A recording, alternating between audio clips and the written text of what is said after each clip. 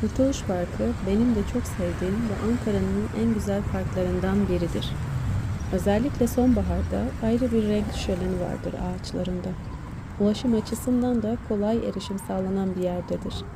Ya Ankara metrosu ile ya da tren ile Kurtuluş durağında indikten sonra 5 dakikalık bir yürüme mesafesi sonrası parkta yer alırsınız.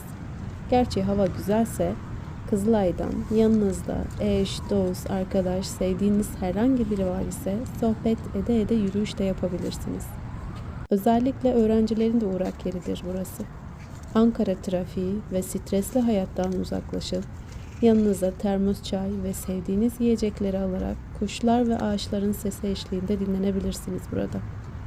Kasım'da da aşk başkadır diyerek değerlendirmek isteyenlere duyurulur. İyi seyirler arkadaşlar.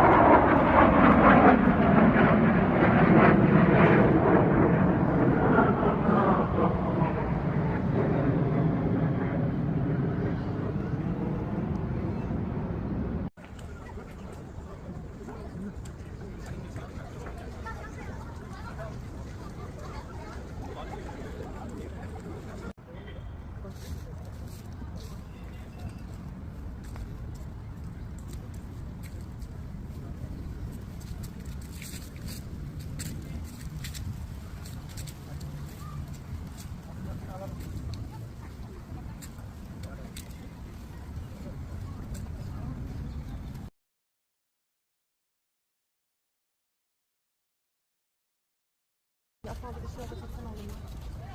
Ve giderken ya da